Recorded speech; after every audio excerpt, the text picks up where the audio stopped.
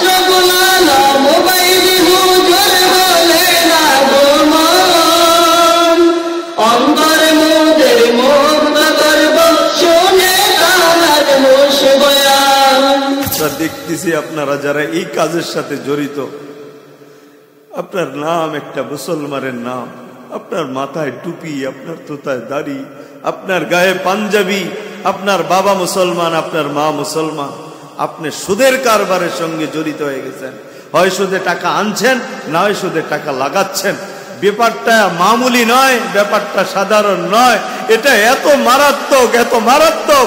কোরআনের আরেকটু পড়ে গেলে দেখবেন আমার আল্লাহ, যে আল্লাহ আমাকে খাওয়ায়, আমাকে পালে, আমার আলোর ব্যবস্থা করে, আমার পানির ব্যবস্থা করে, আমার অক্সিজেনের ব্যবস্থা করে, আল্লাহর দেওয়া অক্সিজেন ছাড়া বাঁচবো না, আলো ছাড়া বাঁচবো না। আল্লাহ তাআলা বলেন, বান্দা আমি যদি আর রাত দিনের সূর্য না উঠাই, শুধু এই রাত আর রাত থাকে, ঘুমাইতে ঘুমাইতে তোরা অকিজ হয়ে যাবি, প্যারালাইসিস হয়ে যাবি, তোরা তোদের হাত কাজ করবে না, পাও কাজ করবে না। আবার যদি আমি দিনের সূর্য না ডুবাই, না ঘুমাইতে না ঘুমাইতে তোরা পাগল হয়ে যাবি। আমি আল্লাহ তাআলা তুলিজুল লাইলা ফিল নাহার ওয়া তুলিজুন নাহারা ফিল লাইল, আমি রাতকে দিনের মধ্যে, দিনকে রাতের মধ্যে ঢুকাই, অর্থাৎ রাতের পরে দিন, দিনের পরে রাত আমি আনি। তোরা দিনের রাতের বেলা যাতে করে শান্তির ঘুম ঘুমাও, আবার দিনের বেলা কাজকর্ম করো। আল্লাহ বলে, বান্দা আমি যদি দিনের সূর্যকে না ডুবাইতাম সব পাগল হয়ে যাইতি, আবার যদি আমি রাতের অন্ধকারকে দূরীভূত না করতাম, তোরা ঘুমাইতে ঘুমাইতে অন্ধকারচ্ছন্ন অবস্থায় থাকতে থাকতে সব প্যারালাইসিস হয়ে যাইতি, সব অকিজু হয়ে যাইতি। আমি আল্লাহ ইহসান আর দয়া করে তোদের জন্য রাত বানিয়েছি, দিন বানিয়েছি। আমি আল্লাহ তাআলা তোদের সব জিম্মাদারি, তোর সব দায়িত্ব আমি আল্লাহ নিয়েছি। তোর কোনো দায়িত্ব নাই, তোর কোনো জিম্মাদারি নাই, তোর শুধু একটু উসিলা করা, তোর একটু হাত লাগানো, এটাই তোর কাজ, তোর অন্য কোনো কাজ নাই। আল্লাহ তাআলা বলে, বান্দা যখন একটা ধান তুমি জমিনে ফালাও, এই জমিনের মাটিতে পইরা ধানটা পইচা গইলা যায়, আমি আল্লাহ ওই পচা গলা ধানটা থেকে একটা সুন্দর গাছ উঠাই। আমার বান্দারা কি খাবে, এই জন্য আমি একটা গাছ উঠাই, গাছটা সবুজ একটা গাছ, ওই গাছ থেকে আমি শীষ ধরাই, ওই শীষের মধ্যে ধান, ধানগুলি সবুজ সবুজ, ওইখানে আমি কুদরতি ভাবে সাদা সাদা দুধের মতো পানি পৌঁছায় দেই।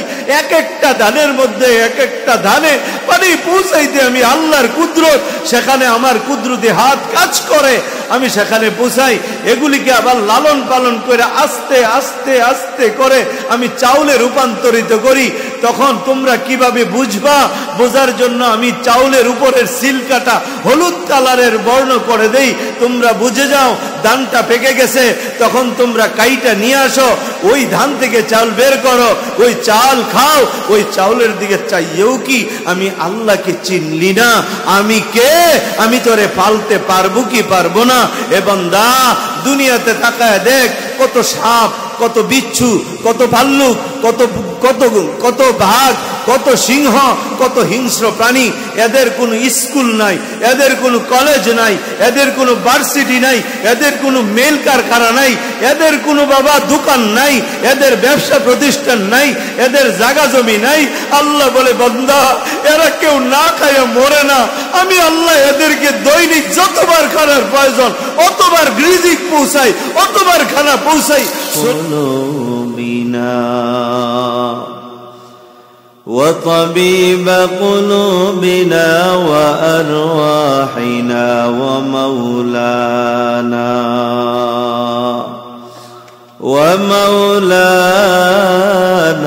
وأولانا محمدا عبد الله ورسوله أرسله الله بالحق بشيرا ونذيرا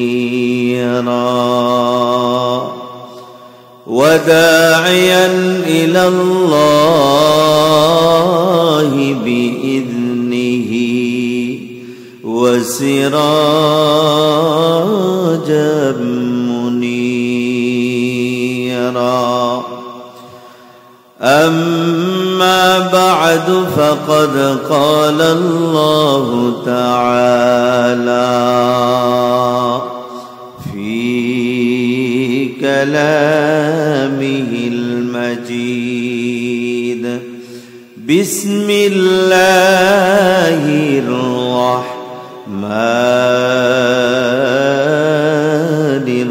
الرحيم. الذين يأكلون الربا لا يقومون إلا كما يقوم الذي يتخبطه الشيطان من المس، ذلك بأنهم قالوا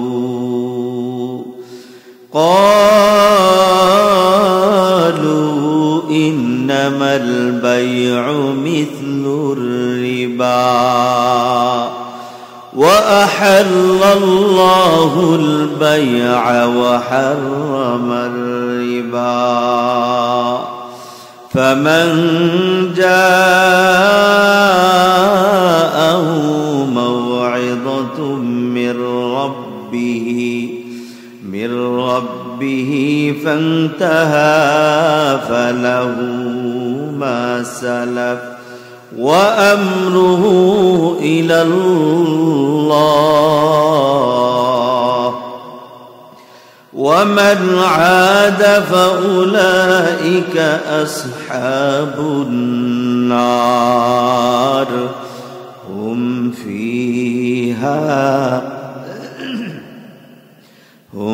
فيها خالدون. صدق الله العظيم. وقال صاحب القرآن عليه الصلاة والسلام: درهم ربا يأكله الرجل وهو يعلم أشد من 36 زنيا، أو كما قال النبي عليه الصلاة والسلام: إن الله وملائكته يصلون على النبي يا أيها الذين آمنوا صلوا عليه وسلموا تسليما. اللهم صل على سيدنا ونبينا وشفيعنا وحبيبنا ومولانا محمد صلى الله عليه وعلى آله وأصحابه وبارك وسلم. اللهم صل على روح محمد في الأرواح، وعلى جسد محمد في الأجساد، وعلى قبر محمد في القبور. ذكر حق آمد غذاء روح را، ذكر حق آمد غذاء روح را، مرحبا مد ای دل مجروح را، مرحبا مد ای دل مجروح را. خیال ما سوا باشد نمارا،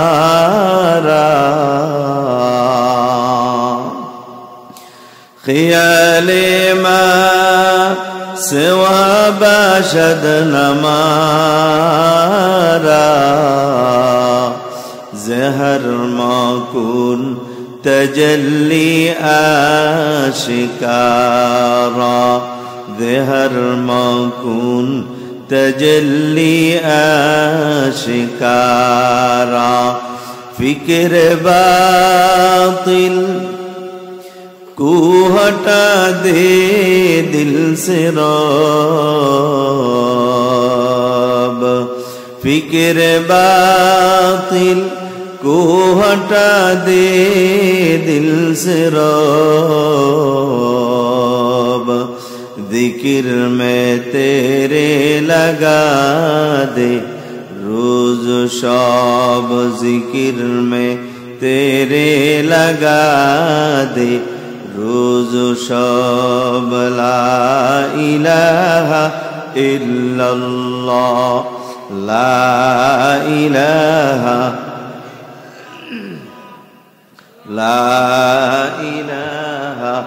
इल्लल्लाह ला इलाहा इल्लल्लाह ला इलाहा इल्लल्लाह ला इलाहा इल्लल्लाह ला इलाहा इल्लल्लाह ला इलाहा इल्लल्लाह ला इलाहा इल्लल्लाह ला इलाहा इल्लल्लाह ला इलाहा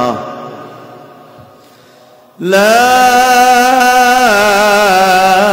इलाहा इल्लल्लाह मुहम्मदुर रसूलुल्लाह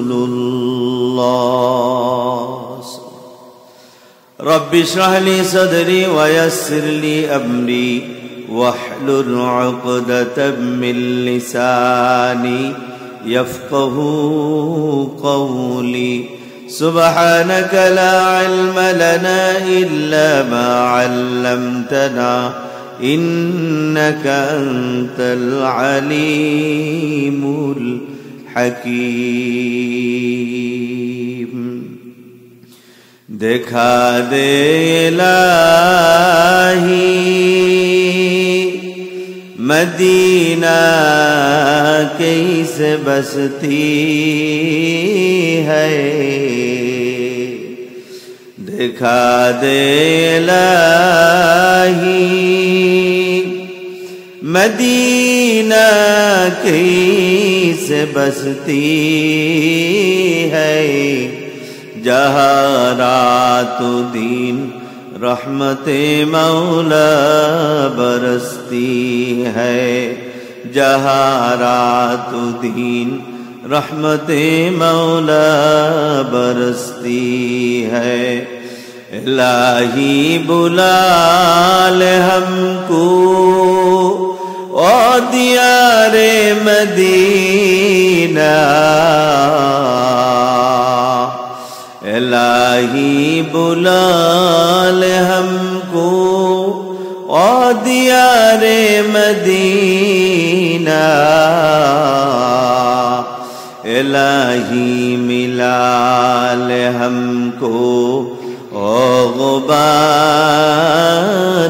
मदीना इलाही मिला ले हमको ओ गुबारे मदीना।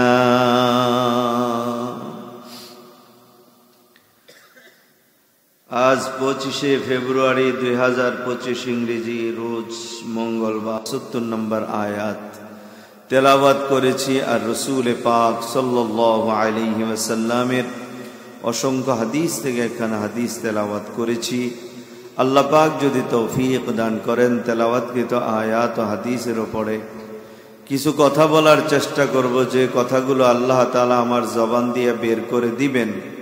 দোয়া চাই, দোয়া করি আল্লাহ যেন আমাকে এবং আপনাদেরকে এবং যারা পর্দার আড়ালে নীরবে নিবৃত্তিতে কোথাও মা বোনেরা বয়ান শোনার জন্য বসে গিয়েছেন, সকলকেই যেন আল্লাহ তাআলা আমল করার তৌফিক দান করেন।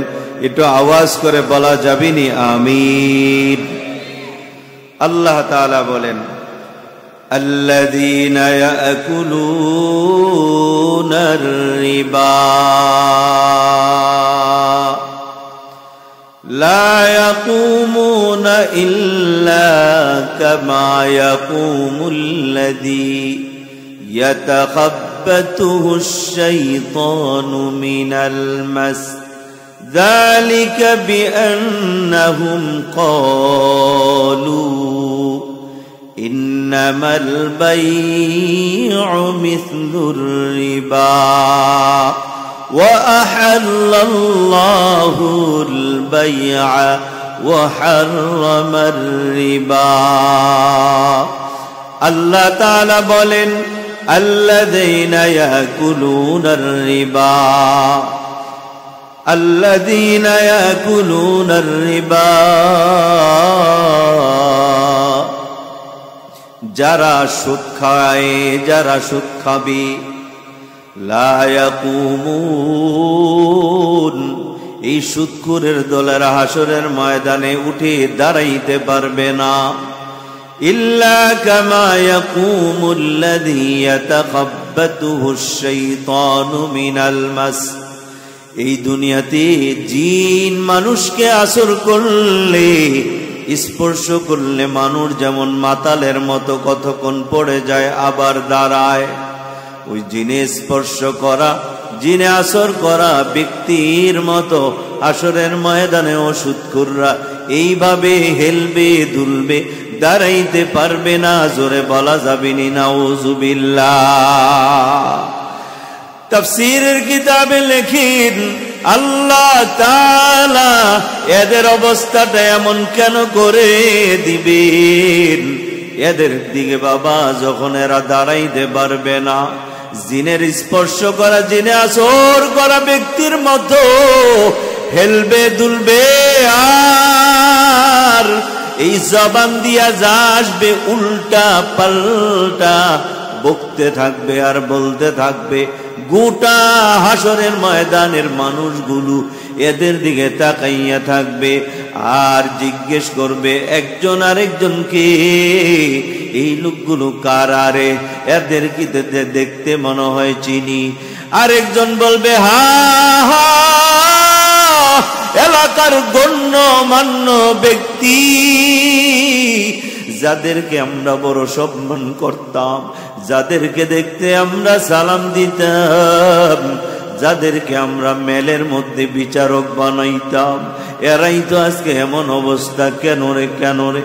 বুট গোটা হাসরের ময়দানে এই লোকগুলো নিয়ে যখন বাবা একটা গুঞ্জন শুরু হইয়া যাবে, সবাই বলা বলে শুরু করবে, কে গো এরা? দুনিয়াতে এমন কি বড় পাপ করলো যেই পাপের কারণে আজকে এরা একটু উঠা দাঁড়াইতেও পারে না? কি গুনাহ গো, কি অপরাধ তাদের গো? এমন সময় একজন ঘোষণাকারী ঘোষণা করবে, এরা আর কেউ না, এরা দুনিয়াতে, এরা দুনিয়ার সুদখোরের দলেরা। জোরে বলেন নাউযুবিল্লাহ।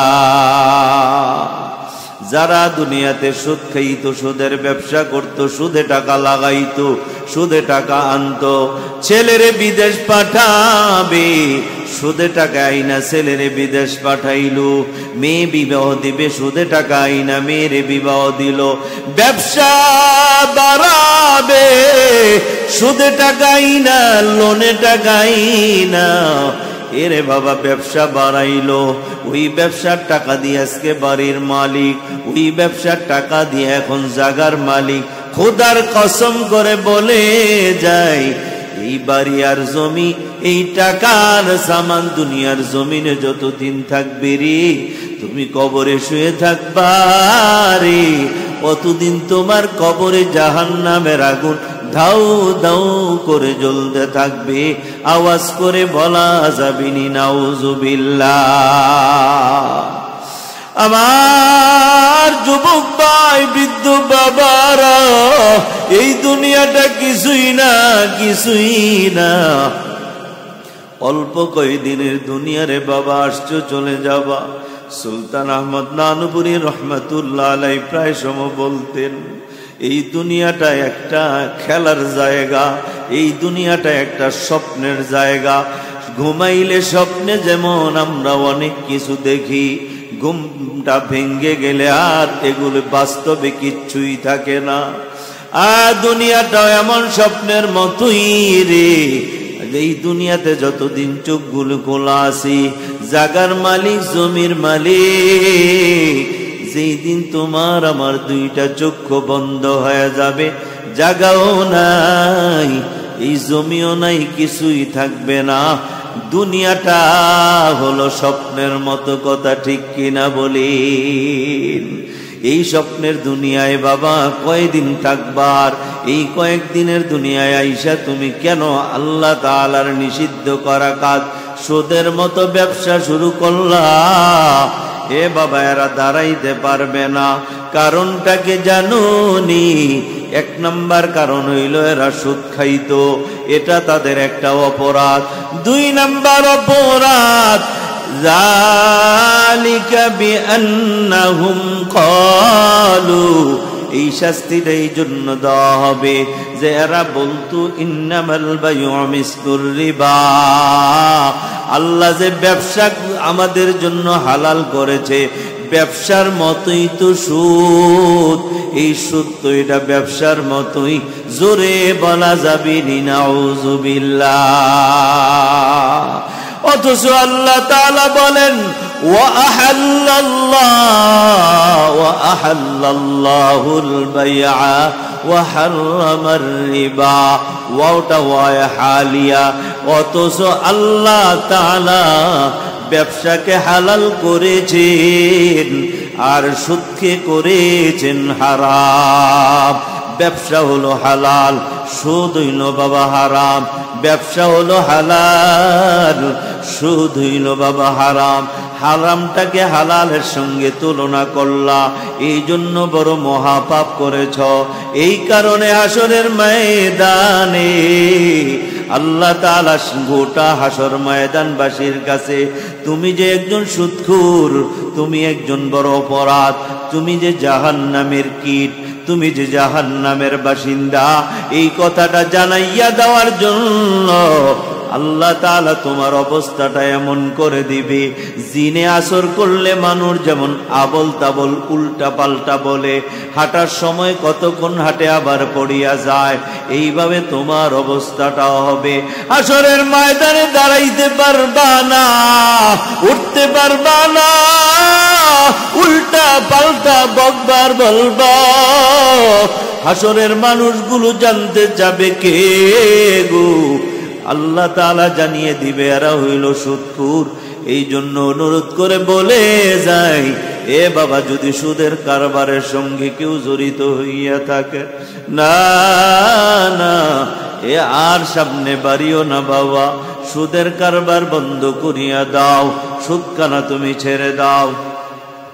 আল্লাহ তাআলা কি বলে জানুনি? তুমি যতক্ষণ সুদ খাইলা হয়তো জানো নাই, আর জানলেও এত কঠিন শাস্তি এটার কথা ভাবো নাই। এরপরে আল্লাহ তাআলা বলেন ফামান জাআহু মাউইযাতুম মির রাব্বিহি, তার প্রভুর পক্ষ থেকে, রবের পক্ষ থেকে এই সুদের বিষয়ে নিষেধাজ্ঞা আসার পরে, এই নসিহাত আল্লাহর পক্ষ থেকে ওয়াজ শোনার পরে, এরপরে যদি ফান্তাহা, সে ছেড়ে দেয়, ফালাহু মা সালাফ, যা অতিবাহিত হওয়ার তা তো হয়ে গেছে, ওয়া আমরুহু ইলাল্লাহ, তার ব্যাপারটা সম্পূর্ণ আল্লাহর উপরে ছেড়ে দাও। আল্লাহ তাকে চাইলে মাফ করে দিতেও পারেন, আবার যদি চান মাফ নাও করতে পারেন।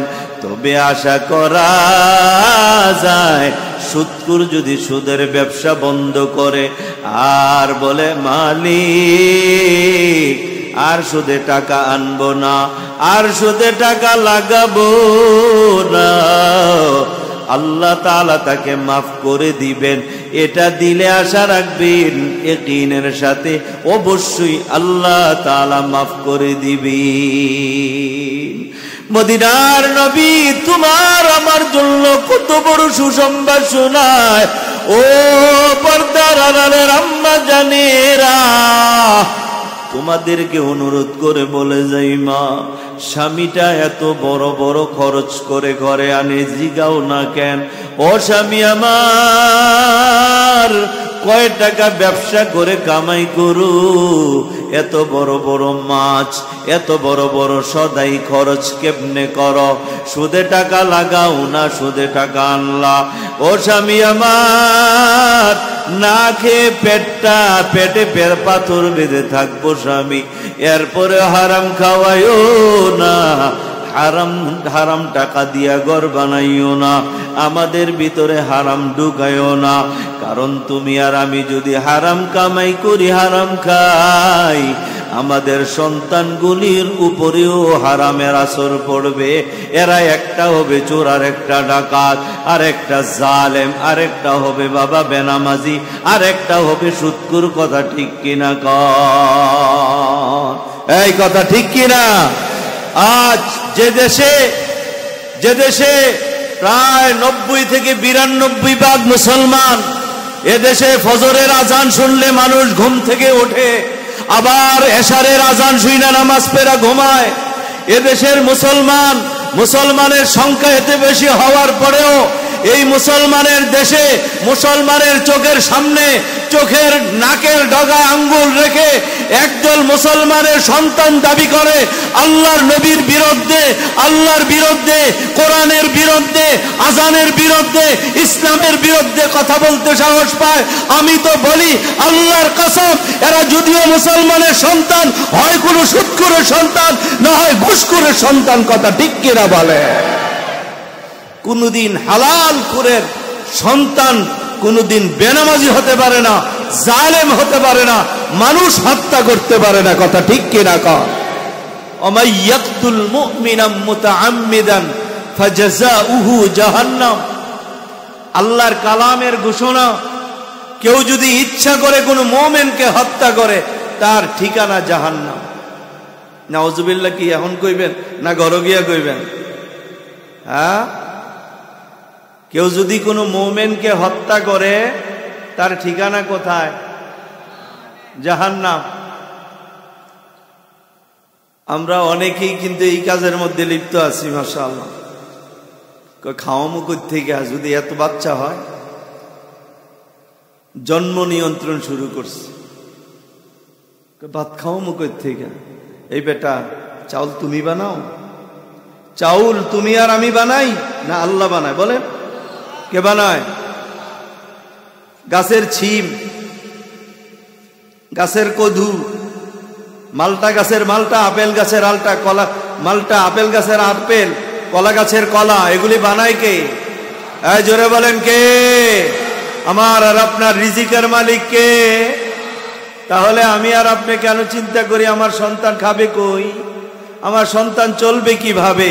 এই চিন্তা আমার আর আপনার না, এই চিন্তা হলো আমার আল্লাহর। কথা ঠিক কিনা কর? রিজিকের মালিক কে? আল্লাহ। এগুলি মানুষ হত্যাকারী হিসাবে হাসরের ময়দানে উঠবে যারা জন্ম নিয়ন্ত্রণ করে।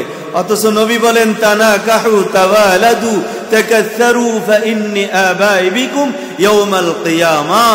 তোমরা অধিক সন্তান জন্ম দাও, আমার উম্মতের সংখ্যা বেশি হবে। হাসরের ময়দানে আমি নবী আমার উম্মত নিয়ে গর্ব করব। আল্লাহ দেখে সমস্ত নবী পয়গম্বরের উম্মত যত, আমি আখিরি নবী মুহাম্মদের উম্মত তার চেয়ে বেশি আমি নবীর গর্ব হবে। আমি নবী অহংকার করব, আমি নবীর কলিজা বড় হবে, আমার অহংকার হবে, আমার গর্ব হবে। আল্লাহর নবীর এই গর্বকে যারা প্রতিরোধ করতে চায় জন্ম নিয়ন্ত্রণের মাধ্যমে, আমি বলবো এরা বড় ডাকাত, এরা বড় হত্যাকারী। কথা ঠিক কিনা বলে? আবার আরেক দল আছে ক্ষমতা পাইয়া, ক্ষমতার চেয়ার মসনদ টিকিয়ে রাখার জন্যে পুলিশ বাহিনী, আর্মি বাহিনী, র্যাব বাহিনীকে বড় বড় অঙ্কের টাকা দিয়া জনগণের বুকে গুলি মাইরা, মার বুক খালি কইরা এরা বাংলাদেশকে লাশের দেশ বানিয়ে ফেলেছিল, কথা ঠিক কিনা কর? এরাও মানুষ হত্যাকারী। আল্লাহর কালাম বলে যারা মানুষ হত্যা করে এদের ঠিকানা কোথায় বলেন? জোরে বলে। জাহান্নামী দলের সঙ্গে আমরা নাই, বলেন ইনশাআল্লাহ। কি কন? কথা ভয় পান নাই? আমার বাবাই করুক না, আমার বাপকেও আমি ছাড় দিতে রাজি নাই। ইসলাম এটা কি বলে? হযরত আবু বকর সিদ্দিক রাদিয়াল্লাহু তাআলা, লম্বা হাদিস আসছে। ছেলেকে নিয়ে খানা খাইতে বসছি, ছেলে তখন মুসলমান হয়নি। তো ছেলে বলতেছে, আব্বাজান, জিহাদের ময়দানে আপনি 3 বার আমার সামনে পড়েছিলেন, কিন্তু আপনি তো আমার বাপ, এজন্য তলোয়ার আপনার উপরে চালাই নাই। তো আবু বকর সিদ্দিক রাদিয়াল্লাহু তাআলা কি জবাব দিয়েছে? সুবহানাল্লাহ। উনি জবাব দেন, আল্লাহর কসম, তুমি যদি আমার সামনে একবার পড়তা আমি সেটা ভুলে যেতাম তুমি আমার সন্তান।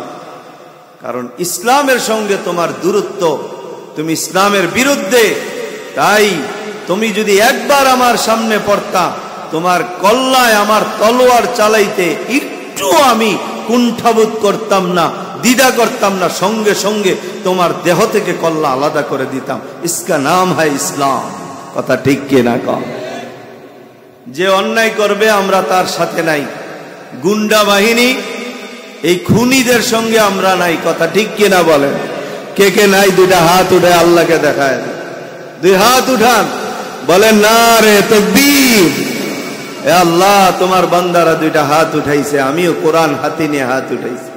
আল্লাহ, যারা এই দেশে খুন খারাপি করে এদের সঙ্গে আমরা নাই আর থাকবো না, যদি ছিলাম আল্লাহ আমরা যারা ছিলাম আমাদেরকে মাফ করে দাও। জোরে বলেন আমিন, আরো জোরে বলেন আমিন। আল্লাহ কবুল করো। রাগ করছেন? রাগ করে আল্লাহ তাআলা বলেন, وَمَنْ عَادَ فَأُولَئِكَ أَصْحَابُ النَّارِ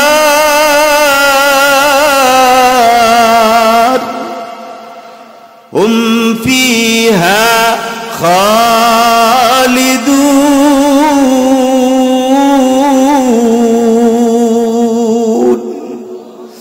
আল্লাহ তাআলা বলেন, আমি আল্লাহর এই ওয়াজ, এই উপদেশ, এই হুকুম আসার পরেও যারা সুদ খাওয়া ছাড়লো না, ওয়ামান আদা, আবার সুদ খাইতে শুরু করলো, এত ওয়াজ নসিহত করার পরেও, শোনার পরেও এই সুদ খাওয়া ছাড়লো না, সুদের কারবারি সে ছাড়লো না, ফাউলাইকা আসহাবুন নার, এরা হইল জাহান্নামের বাসিন্দা। জোরে বলেন নাউজুবিল্লাহ। এখন কোরআনের আয়াত বুঝে থাকলে বলেন, সুদখোররা কি জান্নাতি না জাহান্নামী? আরো জোরে বলেন। আল্লাহকে জিজ্ঞেস করা হইল, আল্লাহ, যারা সুদের কারবারির সঙ্গে জড়িত, যারা সুদের কারবারি করবে, সুদে টাকা আনবে, সুদে টাকা লাগাবে, এরা তো জাহান্নামী। বুঝে গেলাম। ও আল্লাহ, এরা কতদিন জাহান্নামে থাকবে আর একটু শুনায়া দাও না। আল্লাহ তাআলা বলেন, হুম ফিহা খালিদুন, এরা জাহান্নামে চিরকাল থাকবে। নাউজুবিল্লাহ বলে, চিরকাল এরা জাহান্নামে থাকবে। ও মিজান, ও আব্দুল্লাহ, ও আব্দুর রহমান, তোমার মা তোমারে বড় কষ্ট করে পেটে ধারণ করেছে, তোমার মা তোমারে বড় কষ্ট করে লালন পালন করেছি, তোমার মা জানে তোমাকে পালতে কত কষ্ট হয়েছে, তোমার বাবা জানে তোমাকে এত বড় করতে তোমার বাবার শরীরের কত ঘাম জড়াইতে হইছে। আজকে তুমি এই সুদ নামক ভয়ঙ্কর এক কারবারের সঙ্গে জড়িত হইয়া নিজের জাহান্নামের বাসিন্দা বানাইতেছ। এই জন্য তোমার মা তোমারে পালে নাই, এই জন্য তোমার মা তোমারে গর্ভে ধারণ করে নাই। তুমি আজ জাহান্নামের রাস্তায় চলো। যাদের মা বাবা দুনিয়ায় বেঁচে নাই, ফেরেশতারা দৈনিক ওই মা বাবার ওই ছেলের জাহান্নামের বাসস্থানটা দেখায় আর বলে, কি সন্তান জন্ম দিয়া দুনিয়ার থেকে আইলি রে? তোর সন্তান আজকে সুদের কারবারি করে, ঘুষের কারবারি করে, সুদে টাকা লাগায়, সুদে টাকা আনে, ঘুষ খায়। কি সন্তান জন্ম দিলি?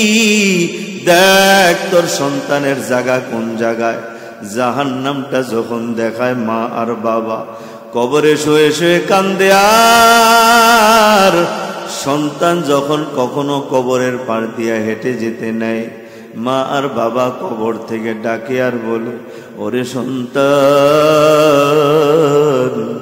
কত কষ্ট করে তোরে দুনিয়াতে লালন পালন করেছিলাম, তোরে কত কষ্ট করে বড় করেছিলাম।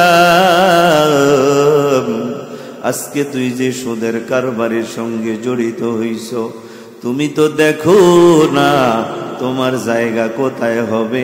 তোমার জায়গাটা প্রত্যেক দিন আল্লাহ তাআলা আমাদেরকে দেখাই দিতেছে। কিন্তু দুঃখ আর আফসোস হলো, ওই সুদখোর সন্তান মা বাবার কবরের পাশে যায় না, মা বাবার কবরের খবরও রাখে না। কথা বলেন ঠিক কিনা? এরা বড় কঠোর। এই সুদখোরেরা দাওয়াত দিলে দাওয়াতে যাবেন না। কিন্তু আফসোস, আমাদের বাংলাদেশে আজকে বাবা অনেক মসজিদের সভাপতি সুদখোর, কেশিয়ার সুদখোর, সেক্রেটারি সুদখোর, ঘুষখোর আছে না নাই? এই জোরে কোন আছে না নাই? যেই মসজিদের সভাপতি সুদ খায়, যেই মসজিদের সেক্রেটারি কেশিয়ার সুদ খায়, ওই মসজিদে মুসল্লিরা নামাজ পড়ে কেমনে মজা পাবে আমার বুঝে আসে না। এই জন্য অধিকাংশ মসজিদগুলিতে আজকে নামাজ পড়লে মজা পাওয়া যায় না। আমি এক মসজিদে বাবা, আমি এক মসজিদে নামাজ পড়াই প্রায় আজকে 23 বছর 24 বছর হয়ে গেছে। আমার শেখ শাহ জমির উদ্দিন রহমত নানপুরি রহমতুল্লাহ আলাইহি, উনি আমারে বলেছিলেন তুমি এই মসজিদে থাকো। আমি তখন থেকে এই মসজিদে আছি রে বাবা। আলহামদুলিল্লাহ, আজ পর্যন্ত মসজিদে আমি কমিটি হইতে দেই নাই, কমিটি হইতে দেই নাই। মসজিদের মুতাল্লিরে বলছি আপনি একা একা মসজিদ চালাইবেন, নো কমিটি। কমিটি হবে না, হইলে কমিটির মধ্যে একটা সুদখোর ঢুকবো আর একটা ঘুষখোর ঢুকবো। কি কথা ঠিক কি না? গান মসজিদ কার ঘর বলেন তো? মাদ্রাসা বাইতুন নবী, নবীর ঘর। রাগ করতেছেন আপনারা? কথাগুলো যদি আমার হইতো তাহলে না আমার সাথে রাগ করতেন। বলি উনি ঢাকা থেকে আইসা, কুমিল্লা থেকে আইসা আমগরে খালি এইগুলি শোনানোর লেগে আইছে। ভাইয়া আল্লাহর কসম, আমরা দেখতেছি আপনারা যারা এই কাজের সাথে জড়িত, আপনার নাম একটা মুসলমানের নাম, আপনার মাথায় টুপি, আপনার তোতায় দাড়ি, আপনার গায়ে পাঞ্জাবি, আপনার বাবা মুসলমান, আপনার মা মুসলমান, আপনি সুদের কারবারের সঙ্গে জড়িত হয়ে গেছেন। হয় সুদে টাকা আনছেন, না হয় সুদে টাকা লাগাচ্ছেন। ব্যাপারটা মামুলি নয়, ব্যাপারটা সাধারণ নয়, এটা এত মারাত্মক, এত মারাত্মক। কোরআনের আরেকটু পড়ে গেলে দেখবেন আমার আল্লাহ, যে আল্লাহ আমাকে খাওয়ায়, আমাকে পালে, আমার আলোর ব্যবস্থা করে, আমার পানির ব্যবস্থা করে, আমার অক্সিজেনের ব্যবস্থা করে, আল্লাহর দেওয়া অক্সিজেন ছাড়া বাঁচবো না, আলো ছাড়া বাঁচবো না। আল্লাহ তাআলা বলেন, বান্দা আমি যদি আর রাত দিনের সূর্য না উঠাই, শুধু এই রাত আর রাত থাকে, ঘুমাইতে ঘুমাইতে তোরা অকিজু হয়ে যাবি, প্যারালাইসিস হয়ে যাবি, তোরা তোদের হাত কাজ করবে না, পাও কাজ করবে না। আবার যদি আমি দিনের সূর্য না ডুবাই, না ঘুমাইতে না ঘুমাইতে তোরা পাগল হয়ে যাবি। আমি আল্লাহ তাআলা তুলিজুল লাইলা ফিল নাহার ওয়া তুলিজুন নাহারা ফিল লাইল, আমি রাতকে দিনের মধ্যে, দিনকে রাতের মধ্যে ঢুকাই, অর্থাৎ রাতের পরে দিন, দিনের পরে রাত আমি আনি। তোরা দিনের রাতের বেলা যাতে করে শান্তির ঘুম ঘুমাও, আবার দিনের বেলা কাজকর্ম করো। আল্লাহ বলে বান্দা, আমি যদি দিনের সূর্যকে না ডুবাইতাম সব পাগল হয়ে যাইতি, আবার যদি আমি রাতের অন্ধকারকে দূরীভূত না করতাম, তোরা ঘুমাইতে ঘুমাইতে অন্ধকারচ্ছন্ন অবস্থায় থাকতে থাকতে সব প্যারালাইসিস হয়ে যাইতি, সব অকেজু হয়ে যাইতি। আমি আল্লাহ ইহসান আর দয়া করে তোদের জন্য রাত বানিয়েছি, দিন বানিয়েছি। আমি আল্লাহ তাআলা তোদের সব জিম্মাদারি, তোর সব দায়িত্ব আমি আল্লাহ নিয়েছি। তোর কোনো দায়িত্ব নাই, তোর কোনো জিম্মাদারি নাই, তোর শুধু একটু উসিলা করা, তোর একটু হাত লাগানো, এটাই তোর কাজ, তোর অন্য কোনো কাজ নাই। আল্লাহ তাআলা বলে বান্দা, যখন একটা ধান তুমি জমিনে ফালাও, এই জমিনের মাটিতে পইরা ধানটা পইচা গইলা যায়, আমি আল্লাহ ওই পচা গলা ধানটা থেকে একটা সুন্দর গাছ উঠাই। আমার বান্দারা কি খাবে, এই জন্য আমি একটা গাছ উঠাই, গাছটা সবুজ একটা গাছ, ওই গাছ থেকে আমি শীষ ধরাই, ওই শীষের মধ্যে ধান, ধানগুলি সবুজ সবুজ, ওইখানে আমি কুদরতি ভাবে সাদা সাদা দুধের মতো পানি পৌঁছায় দেই। এক একটা ধানের মধ্যে, এক একটা ধানে পানি পৌঁছাইতে আমি আল্লাহর কুদরত, সেখানে আমার কুদরতি হাত কাজ করে, আমি সেখানে পৌঁছাই। এগুলিকে আবার লালন পালন করে আস্তে আস্তে আস্তে করে আমি চাউলে রূপান্তরিত করি। তখন তোমরা কিভাবে বুঝবা, বোঝার জন্য আমি চাউলের উপরের সিলকাটা হলুদ কালারের বর্ণ করে দেই, তোমরা বুঝে যাও ধানটা পেকে গেছে। তখন তোমরা কাইটা নিয়ে আসো, ওই ধান থেকে চাল বের করো, ওই চাল খাও। ওই চাউলের দিকে চাইয়েও কি আমি আল্লাহকে চিনলি না? আমি কে? আমি তোরে পালতে পারবো কি পারবো না? এ বান্দা, দুনিয়াতে তাকায় দেখ, কত সাপ, কত বিচ্ছু, কত ভাল্লুক, কত কত কত বাঘ, কত সিংহ, কত হিংস্র প্রাণী। এদের কোনো স্কুল নাই, এদের কোনো কলেজ নাই, এদের কোনো ভার্সিটি নাই, এদের কোনো মেল কারখানা নাই, এদের কোনো বাবা দোকান নাই, এদের ব্যবসা প্রতিষ্ঠান নাই, এদের জায়গা জমি নাই। আল্লাহ বলে বান্দা, এরা কেউ না খায় মরে না। আমি আল্লাহ এদেরকে দৈনিক যতবার খানার প্রয়োজন অতবার রিজিক পৌঁছাই, অতবার খানা পৌঁছাই। সুলাইমান পয়গম্বর তাফসীরে রুহুল মাআনিতে আসছে, সুলাইমান আলাইহিস সালাম আল্লাহকে একা একা পাওয়ার জন্য নদীর পারে চলে গেলেন, সমুদ্রের পারে চলে গেলেন। আমরা তো সমুদ্রের পারে যাই গুনার কাজে লিপ্ত হওয়ার জন্য। আপনাদের এই কক্সবাজারে হায় কত উলঙ্গপনা চলতেছে, কত ছেলে মেয়েরা গুনার কাজের মধ্যে লিপ্ত। সুলাইমান পয়গম্বর সাগরের জন্য, সুবহানাল্লাহ, সুলাইমান পয়গম্বর দেখলেন একটা পিপিলিকা, মুখের মধ্যে একটা সবুজ কালারের পাতা, ওই পাতাটা নিয়ে দৌড়াইয়া বাবা সাগরের পারে আসছে। সুলাইমান পয়গম্বর সমস্ত প্রাণীদের ভাষা বুঝতেন, সব প্রাণীদের ভাষা বুঝতেন সুলাইমান পয়গম্বর। পিপিলিকাটা সমুদ্রের পাড়ে দাঁড়াইয়া ডাক দিলেন, ইয়া দিফতা, হে ব্যাং।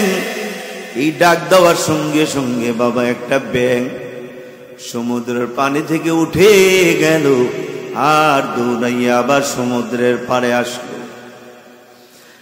তার পিঠটাকে বাবা সমুদ্রের পাড়ের সঙ্গে হেলায়া দিল,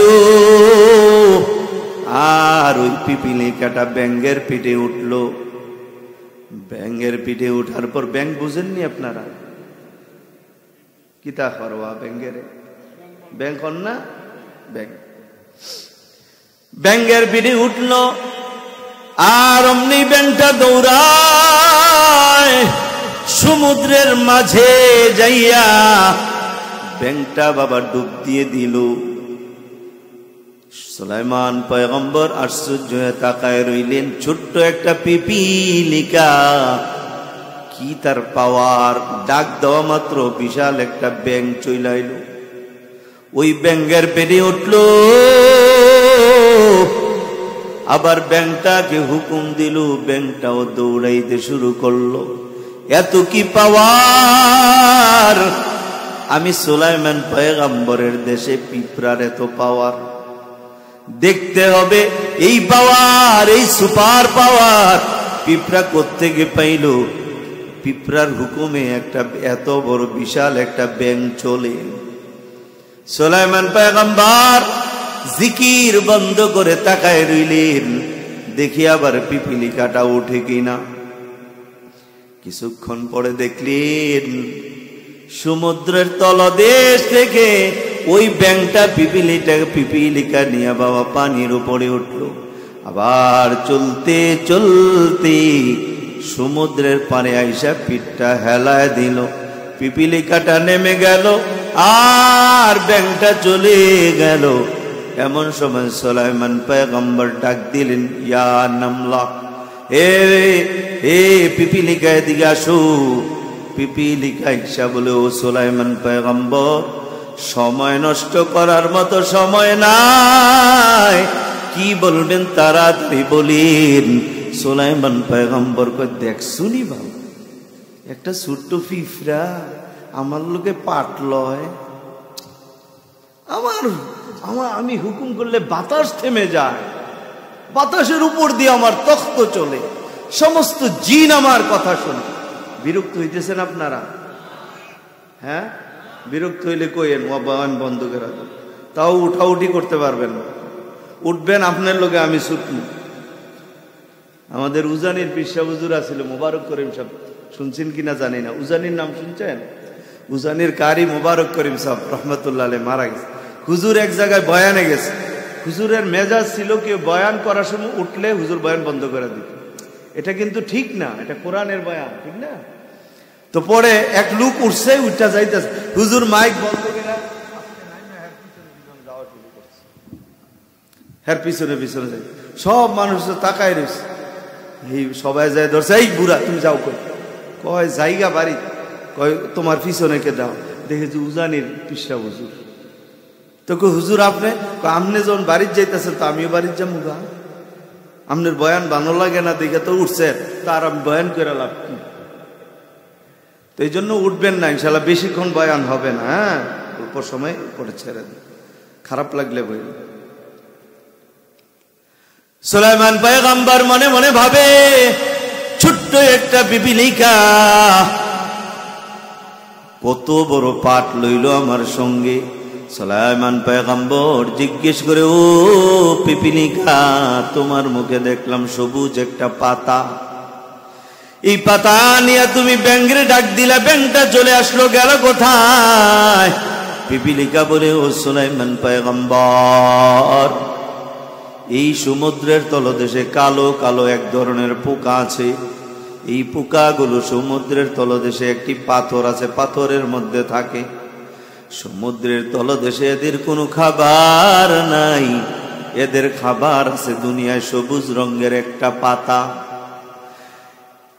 ওই জায়গায় যদি এই পাতাটা তাদেরকে পৌঁছানো না হয়, ওই পোকাগুলো মরে যাবে। ওই পোকাগুলো যাতে করে মরে না যায়, এই পাতাটা আমার সমুদ্রের তলদেশে হয় না, দুনিয়ার জমিনে হয়। তাই আল্লাহ তাআলা আমার প্রতি হুকুম করেছেন, রে পিপিলিকা, দৈনিক 3 বার ওই সমুদ্রের তলদেশে থাকা কালো পোকাগুলোর খাদ্য সবুজ পাতা তুই পৌঁছায়া দিবি। সুবহানাল্লাহ, জোরে কর। এবার বুঝে থাকলে বলেন, রিজিকের মালিক কে? গর তাওয়াক্কুল মিকুনি হর সুবহ শাম, গর তাওয়াক্কুল মিকুনি হর সুবহ শাম, মেরা সানদ রিজক তু আজলা মাকাম। এ বাবা সুলাইমান পয়গম্বর জিজ্ঞেস করে, ও পিপিলিকা, ওই পোকাগুলি যদি মরে যায় তাহলে কি হবে? পিপিলিকা জবাব দেয়, আমি জানি না, তবে আল্লাহ পাক চায় না দুনিয়াতে আল্লাহর কোনো একটা মাখলুক যেন না খাইয়া মারা যায়। এমন সময় আল্লাহর পক্ষ থেকে জানাই দেওয়া হইল, ও ও সুলাইমান পয়গম্বর, যদি ওই পোকাগুলি মরে যায় সমুদ্রের পানিগুলো নষ্ট হইয়া যাবে। সমুদ্রের পানি যদি নষ্ট হয়ে যায়, দুনিয়ার যত টিউবওয়েলের পানি আছে, সাপ্লাইয়ের পানি আছে, সব পানি নিচ থেকে উঠে রে। পানির মধ্যে এমন একটা বিষাক্ততা আছে, যেই বিষাক্ততাটা কোনো জিনিসে নষ্ট করতে পারে না, শুধু ওই কালো পোকাগুলোই নষ্ট করে দেয়। ওই পোকাগুলো মরে গেলে পানি দূষিত থাকবে, মানুষগুলো একদিনে সারা দুনিয়ার মানুষগুলো মরে যাবে। আল্লাহ, এই জন্য বাবা অনুরোধ করে বলে যায়, আল্লাহর উপরে ভরসা করে চলবেন। আমার আর আপনার রিজিকের মালিক একমাত্র বাবা আল্লাহ তাআলা। আল্লাহ তাআলা বলে হুম ফিহা খালিদুন, সুদখোরেরা জাহান্নামে চিরকাল থাকবে। জোরে আওয়াজ করে বলা যাবে না নাউযুবিল্লাহ। ইয়ামহাকুল্লাহুর রিবা ওয়া ইউরবিস সাদাকাত। আল্লাহ তাআলা বলে, ও সুদখোরের দলেরা শুনিয়া নাও, ও ঘুষখোরের দলেরা কান খুলে শুনে নাও, শুনে নাও, শুনে নাও, অন্তরে বসাইয়া রাখো।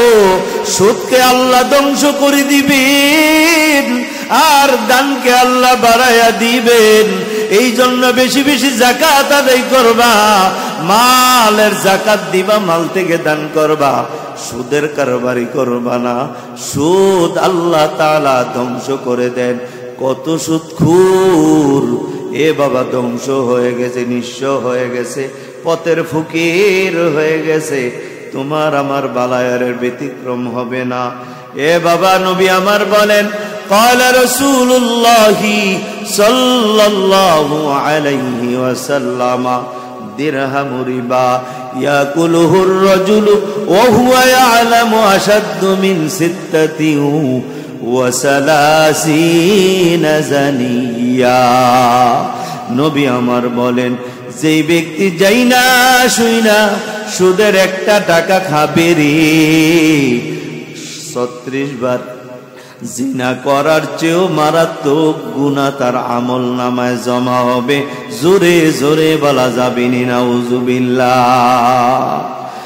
সুদের একটা টাকা তুমি আর আমি যাই না শুই না যদি বাবা গ্রহণ করি, দিরহাম রিবা ইয়াকুলুহুর রাজুলু ওয়া হুয়া ইয়ালাম, যে ব্যক্তি যাই না শুই না সুদের একটা টাকা বাবা খাবে আর গ্রহণ করবে, আসাদ্দু মিন 36 জানিয়া, 36 বার জিনা করার চেয়েও মারাত্মক গুনাহ।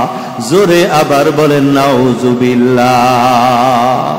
এই জন্য বাবা কতবার অনুরোধ করব, বারবার অনুরোধ করি, সুদ খাইবেন না, ঘুষ খাইবেন না। চাকরি পেয়েছেন শুকুর আদায় করেন, কত বেকার আছে। কেন বাবা সুদ খাই ঘুষ খাইবেন? ঘুষ খাওয়াকে আপনি না বলেন, ঘুষকে হারাম করেছেন আল্লাহর নবী, এই জন্য আপনি আপনার উপরে ঘুষকে হারাম করে নেন। ঘুষ খাবেন না, এই ঘুষের টাকা নিজের মেয়েকে, নিজের ছেলেকে, নিজের বিবিকে খাওয়াবেন না। এ বাবা হারামের টাকায় হারাম সন্তান জন্ম নেই, হারামটা হালাল টাকায় হালাল সন্তানই জন্মে নেয়। এ বাবা সবচেয়ে বড় কথা হলো, একদিন তো দুনিয়া ছেড়ে তুমি কবরে যাওয়া লাগবে। ওই কবরের কথা একবার ভাবো না।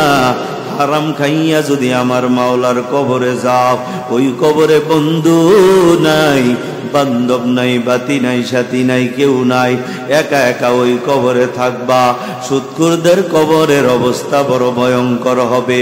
আল্লাহর নবী মেরাজের রাত্রিতে মেরাজ করে আইসা উম্মতের শোনাইলেন, আমি আলমে বরজখ কবরের জগৎটা ঘুইরা ঘুইরা দেখলাম, কোন কবরে কোন আযাব। আমি একটা একটা করে কবর দেখলাম, এক জায়গায় যাইয়া দেখলাম কতগুলো মানুষ, তাদের পেটগুলো এক একটা মটকার মতো। মটকা বুঝেন? মটকা। নবী আমার বলেন, আমি দেখলাম এই লোকগুলোর পেট এক একটা মটকার মতো বিশাল, এত বড় বড় পেট, এরা পেটগুলো আলগাইতে পারে না। এখানেই তো শেষ না, নবী আমার বলেন, দেখলাম যে এই বড় বড় পেটগুলোর মধ্যে বিষাক্ত সাপ, তোরা মিন খারিদিহিম, ওইগুলি বাহির থেকে দেখা যাইতেছিল। পেটের ভিতরে কি দেখা যায়? আরে পেটের ভিতরে বড় ভয়ঙ্কর সাপ, ওইগুলো এদেরকে ধ্বংসন করতেছে। নবী আমার বলেন, এদের কান্নাগুলো এত করুণ ছিল যে আমি নবীর অন্তর গলে গেল। আমি চোখের পানি রাখতে পারি নাই। আমি জিবরাইলকে জিগাইলাম, ও জিবরাইল, এরা কারা গো? এদেরকে এমন কঠিন আযাব দেওয়া হচ্ছে। বলে, এরা হইল আপনার উম্মতের সুদখোরের দল। জোরে বলা যাবে নাউজুবিল্লাহ। এরপরেও যদি সুদ খান, কিছু করার নাই। সুদ খাওয়ার পরে আপনার কি অবস্থা হবে আমি জানি না। পাকিস্তানের মাওলানা তারিক জামিল সাহেবের নাম শুনেছেন অনেকেই, তাবলিগ জামাতের একজন বড় দাঈ। এ বাবা, যখন বাংলাদেশে যখন একসাথে তার বাবা ওই টঙ্গীর ইজতেমা হইতো, প্রায় প্রত্যেক বছরই মাওলানা তারিক জামিল সাহেব আসতেন। ওলামায়ে কেরামদের মজলিসে উনি বয়ান করতেন। একবার ওনার বয়ানে ছিলাম, গালেবান তখন আমি হেদায়েতুন নাজানি কাফিয়া জমাতে পড়ি। ওই বয়ানের সময় আমি ছিলাম। উনি বলে, मैंने एक जनाजा में शरीक हुआ था, আমি একটা জানাজায় শরীক হয়েছিলাম। দেখলাম এত মানুষ, ইতিপূর্বে এত বড় জানাজার আমি দেখি নাই। মানুষদেরকে জিজ্ঞেস করলাম, এত মানুষ ওনার জানাজায় কেন? উনি কে গো? এলাকার লোকেরা বলল, হযরত উনি একজন বড় দানবীর, পয়সার অভাব নাই। উনার পয়সার অভাব নাই। উনি বহু কলেজ করেছেন, বহু স্কুল করেছেন, মাদ্রাসা বানাইছিনি। কয় না না, উনি মাদ্রাসা বানায় নাই, মাদ্রাসা দেখতে পারতো না। উনি বহুত স্কুল কলেজ বানিয়েছেন, ওনার বহু প্রতিষ্ঠান আছে। ওই জন্য এত মানুষ ওনার জানাজায় হাজির। জানাজার নামাজ যখন শেষ হয়ে গেল, এ বাবা সত্য মিথ্যা জানি না, এটা কোনো বাবা কোরআনের হাদিসের ঘটনা না, ওনার জবান থেকে শোনা, তাই আপনাদেরকে আমি শোনাই। সত্য হইতে পারে, মিথ্যাও বাবা হইতে পারে। মাওলানা তারিক জামিল সাহেব বলেন, ভাবলাম ওনার জানা যখন শেষ হয়ে গেল, ওনার কবরে দাফনে একটু শরীক হই। কারণ যারা জানাজার নামাজে শরীক হয়, এদের আমল নামায় 1 কিরাত সওয়াব দেওয়া হয়। আবার যারা মাটি দেওয়ার মধ্যে শরীক হয়, এদের আমল নামে আরো 1 কিরাত সওয়াব জমা হয়। 2 কিরাত সওয়াব নিয়ে বাড়িতে যাব। 2 কিরাত সওয়াবের বাবা, 2 কিরাত সওয়াবের পরিমাপ কদ্দুর জানেননি? উহুদ পাহাড় যারা দেখছেন, উহুদ পাহাড় পরিমাণ লম্বায় চৌড়ায়, উহুদ পাহাড়টা যত বড়, এতগুলো নেকির নাম হইল 1 কিরাত সওয়াব। জানাজার নামাজ পড়লে এমন 1 কিরাত সওয়াব দেওয়া হয়। আবার যদি কেউ মাটি দেওয়াতে শরীক হয়, তার আমল নামে আরো 1 কিরাত সওয়াব দেওয়া হয়। আমাদের দেশে একদল অলস মানুষ আছে, এরা কবরে মাটি দিতে যায় না। আপনাদের এখানে আছে কিনা জানি না, আমগো এদিকে আছে। বালতি দিয়া, বল দিয়া মাটি আনে, এক দ্বারা দাঁড়াই থাকে, তারা ওই খাবলা দিয়া ধীরে ধীরে দোয়াটা করে আবার বলের মধ্যেই রাখে। এই মাটিগুলো নিয়ে কবরের ফালাই দেয়। এর দ্বারা সুন্নত আদায় হবে না। কি হবে না? সুন্নত আদায় হবে না। কবরে যাবেন, কবরের পাশে যায় মাটি ধরবেন। মিনহা খালাকনাকুম ওয়া ফিহা নুঈদুকুম ওয়া মিনহা নুখরিজুকুম তারাতান উখরা। করবেন আর মাটি দিবেন। মাওলানা তারিক জামিল সাহেব বলেন, আমি অপেক্ষা করলাম লাশটা কবরের পাশে নিয়ে যাও। কবরে নামানোর পর বাঁশের গইরা দিবে, চাটাই দিবে, তারপরে না মাটি। আমি অপেক্ষা করলাম। একটু পরে দেখি মানুষের দৌড়াদৌড়ি লেগে গেল। একজন এসে বলে, হযরত আপনি এখান থেকে চলে যান। আমি বললাম, কেন রে ভাই?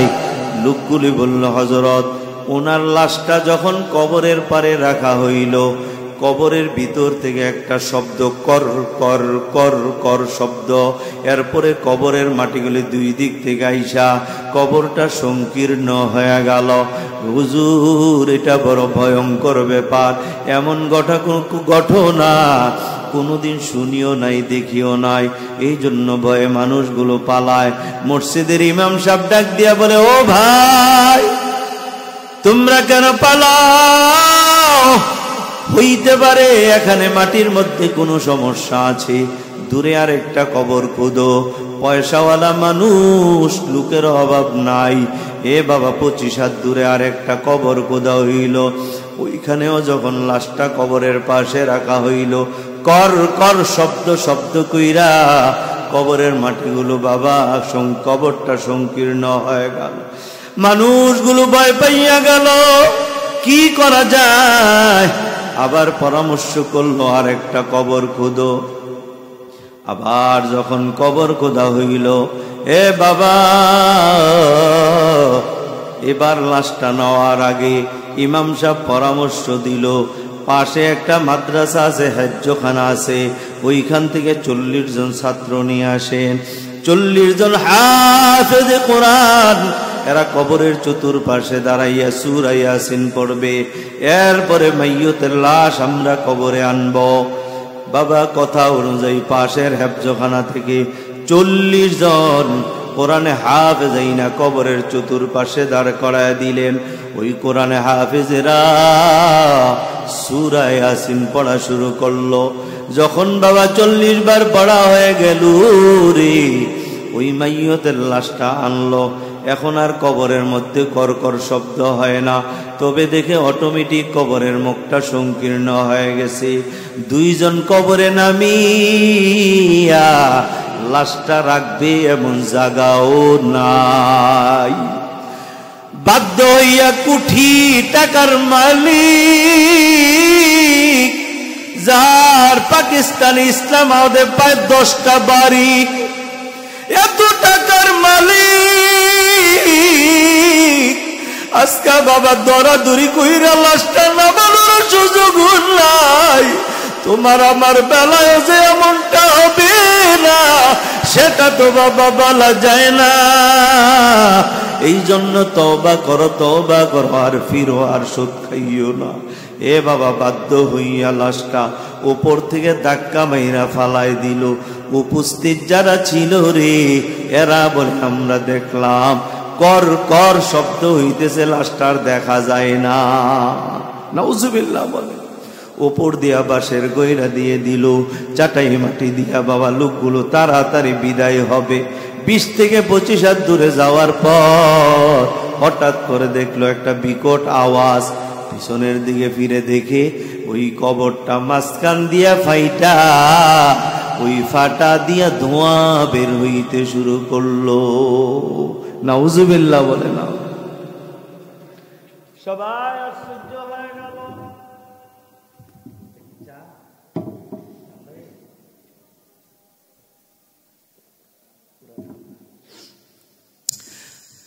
মানুষগুলো আশ্চর্য হয়ে গেল, সবাই ভয়ে দৌড়াদৌড়ি করতে শুরু করলো। এই মাইয়তের বাবা 5টা ছেলে, 2 জন ডাক্তার, 1 জন ইঞ্জিনিয়ার, আর 1 জন বড় শিক্ষিত। বাবার এই বিপদ মুহূর্তে কবরের পাশে কেউ নাই। বাবার কবরের পাশে কেউ নাই, সবাই দৌড়াদৌড়ি করে। ছেলেরাও বাবার কবর চাইরা পালাইছে, বাবা কেউ নাই। হঠাৎ করে দেখা গেল এমন সময় বাবা 10 বছরের একটা বাচ্চা, মাদ্রাসার ছাত্র, কোরআন একটা হাতি নিয়া ওই কবরের দিকে দৌড়ায়।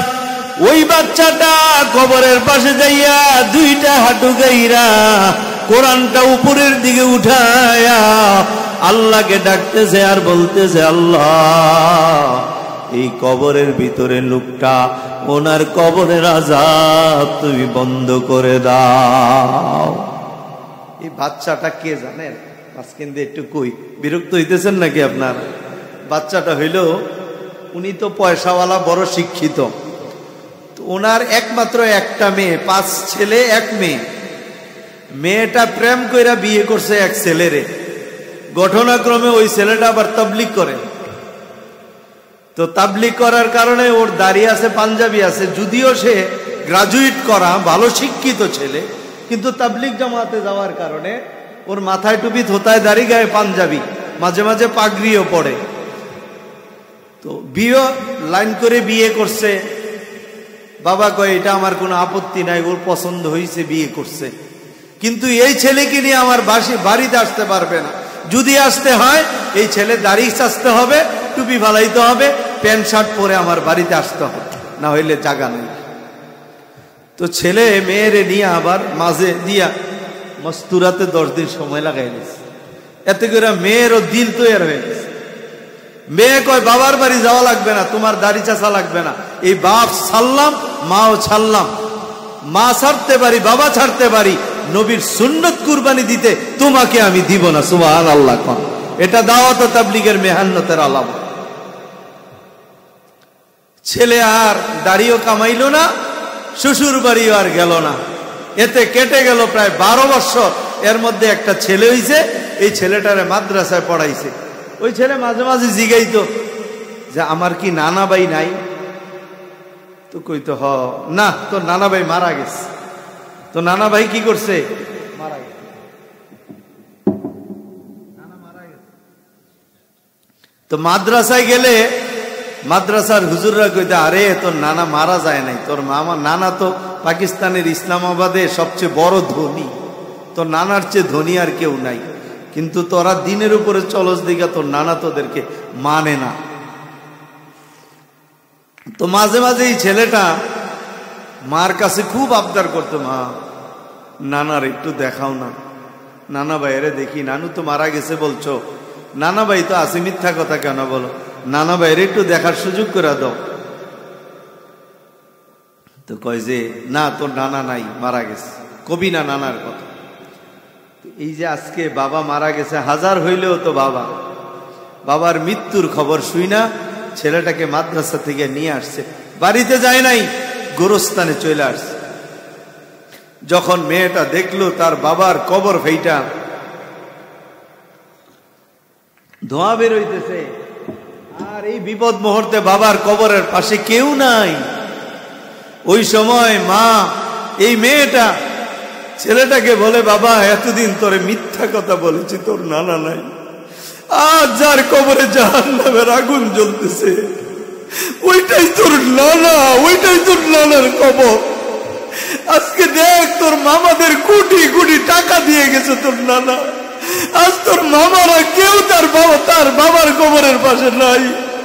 যা এই কোরআনটা নিয়ে তোর নানার কবরের পাশে যা, আর আল্লাহকে ডাইকা বল, আল্লাহ আমার নানার রক্ত আমার শরীরে আছে, আমি 5 পারা কোরআন মুখস্থ করেছি, কোরআন যদি সত্য হয় এই কোরআনের উসিলা আমার নানাকে তুমি মাফ করে দাও। বাচ্চাটাই কোরআন হাতে নিয়ে ডর ভয় সবকিছু ত্যাগ করে নানার কবরের পাশে আইসা হাঁটু গাইরা বৈশা কাঁদতেছে আর বলতেছে, মালিক আমি আমার এই লোকটার নাতি, কোনোদিন আমাকেও দেখে নাই, আমিও ওনাকে দেখি নাই, কিন্তু আমি জানি উনি আমার নানা, উনার রক্ত আমার শরীরে আছে। আল্লাহ আমি 5 পারা কোরআন মুখস্থ করেছি, আমার নানার কবরে জাহান্নামের আগুন আমি সহ্য করতে পারি না। আমার মা জননী কাঁদতেছে তার বাবার জন্য, আমার মার চোখের পানি আর আমার কান্না, আমার নানা ভাইকে মাফ করে দাও। ছেলেটা কাঁদতেছে, কেউ সামনে আগায় আসে না, এলাকার মসজিদের ইমাম আগায় আসছে, আইসা ছেলেটাকে বলে, বাবা এখন থেকে সরে যাও, কবরের আগুনটা ছড়িয়ে যেতে পারে, তোমার গায়ে লেগে যেতে পারে। বাচ্চাটা বলে, না আমি যাব না, আমার নানার কবরের আগুন যতক্ষণ পর্যন্ত আল্লাহ নিভিয়ে না দিবে অতক্ষণ পর্যন্ত আমি আমার নানার কবর ছেড়ে যাব না, যাব না, যাব না। ছেলেটা কাঁদতেছে, চোখের পানি পড়তেছে। হঠাৎ করে কবরের কবরের ওই ফাটা বন্ধ হয়ে গেছে, দোয়া উঠাও বন্ধ হয়ে গেছে। জোরে বলেন সুবহানাল্লাহ। মাদ্রাসায় পড়ান না ছেলেদেরকে না? আবার বলেন মাদ্রাসায় পড়াইলে কি ভাত পাবে? এই কথা কখনো বলবেন না। হুজুররা ভাত খায় না। বাংলাদেশের সবচাইতে ছোট কোনো বক্তা থাকলে আমি আছি। আলহামদুলিল্লাহ, হয়তো আমার আসাতাজাই কেরাম মুরব্বীদের দোয়া, এই জন্য হয়তো সারা বাংলাদেশে ঘুরায়। আসলে আমি কোনো ভালো বক্তা টক্তা না, আল্লাহ তাআলা বলাইতেছে, বলতেছে। আমার মনে হয় সবচেয়ে ছোট বক্তা আমি। আমার লোকে খালি আপনি ঘুরেন একটা মাস। খানা কাকে বলে? আমাদেরকে আল্লাহ যে সম্মান দিছেন, বাংলাদেশের এই প্রধানমন্ত্রীগণ আর মন্ত্রী এগুলির এত সম্মান নাই। আলহামদুলিল্লাহ, বুকে হাত দিয়া বলতে পারো। কথা বুঝে? এই মাহফিলের সিজনে কতবার যে বিমানে উঠি আমরা,